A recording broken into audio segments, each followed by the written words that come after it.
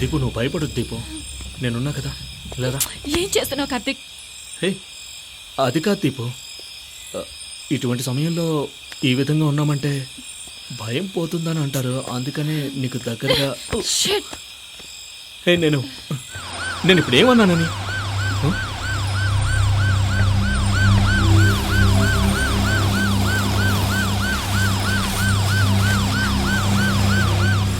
ఫ్రీగా 2 టికెట్లు దొరికినాయి, కానీ సినిమాకి వెళ్ళలేకపోయాను. సార్ రండి సార్, ఆ దేవుడే దయ తెలిసి మిమ్మల్ని పంపినట్టున్నాడు. బండి పెట్రోల్ అయిపోయి ఆగిపోయింది సార్, ఏం చేయలేదో తెలియట్లేదు. ఎంతమందిని హెల్ప్ అడిగినా ఒక్కరు కూడా చేయలేదు సార్. చాలా థ్యాంక్స్ సార్, ఈ టైంలో మీరు వస్తారని అసలు అనుకోలేదు. Thank you. And by the way she is Deepa sir. Thank you sir.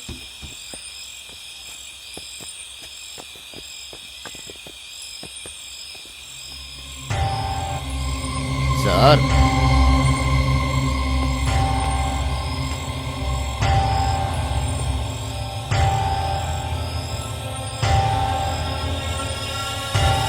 ఇలా రావయ్యా. సార్ చెప్పండి సార్. ఏంటయ్యా ఇది? ఏంటా టైర్ అంతా రక్తంతో తడిచిపోయింది? సమాధానం చెప్పయ్యా. రిలాక్స్. ఎక్కడ ఎవరిని గుద్దేసి చంపేసి వస్తున్నారు? చంపడమా సార్? మేము ఎవరి మీద కారు ఎక్కించి చంపలేదు సార్.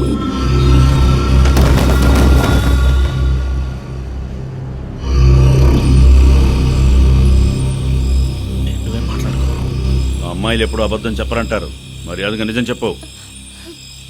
మేము నిజంగానే ఏమీ చేయలేదు సార్, నిజంగానే ఏమీ తెలియదు సార్. నువ్వు అడగవయ్యా. చూడు బాబు, అయ్యగారు చాలా మంచివారు. బ్లూ వేల్ గేమ్లో చివరిసారిగా ప్రాణాలు కాపాడినట్టు ఈ అయ్యగారు మిమ్మల్ని కాపాడుతాడు. నిజం మాత్రం దాయకుండా చెప్పేయండి. సార్ ప్రామిస్గా చెప్తున్నాను సార్, ఆ రక్తం ఏంటో తెలియదు సార్, నేనేం చేయలేదు సార్. కొట్టానంటే సార్ ప్లీజ్ సార్, నేను నిజం చెప్తాను సార్. సార్ నేను చెప్తాను సార్. సార్ నేను నిజం చెప్తాను ప్లీజ్. రా చెప్పు, అదేదో ముందే చెప్పొచ్చుగా. సారీ సార్, నేను యాక్చువల్లీ మేము వచ్చే దారిలో అంతా స్మూత్గానే వెళ్తుంది, కానీ సడన్గా బండి కింద ఏదో ఒకటి పడిన ఫీలింగ్. ఎవరో ఏంటో చూడాలనిపించలేదు. అలాగే బండి డ్రైవ్ చేసుకుంటూ వచ్చేసాం.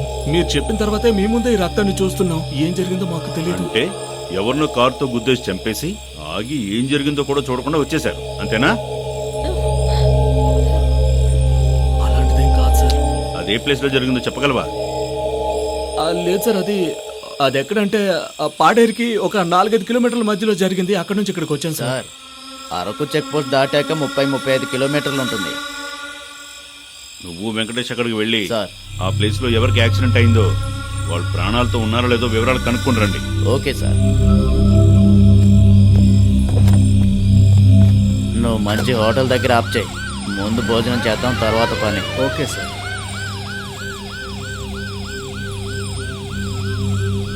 వీళ్ళ జోడి చూడటానికి బాగుంది కదా? బాగుంది సార్. ఎన్ని సంవత్సరాలుగా లవ్ చేసుకుంటున్నారు? సార్ ఒక 1 year నుంచి సార్. ఆ రోజుల్లో ఒక అమ్మాయిని చూడాలంటే ఎన్నో రోజులు జపం చేయాల్సిందే.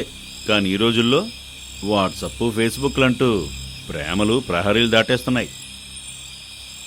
నాలాంటి వయసు అయిపోయిన వాళ్ళందరికీ ఫీలింగ్స్ ఎలా ఉంటాయంటే ఇప్పుడు 20 ఏళ్ల వయసు నుండి బాగుంటుంది అనిపిస్తుంది. వయసైన ముసలోళ్ళకి ఇదే ఫీలింగ్స్ కదా సార్. నేను ఇప్పుడు జోక్ వేసాను, మీరు ఎలా నవ్వారు? వీళ్ళిద్దరిని చూడండి, అసలు నవ్వే లేదు సార్. ద్రోహులు వీళ్ళు. ఒక హత్య చేసొచ్చి ఎలా నవ్వగలుగుతారు?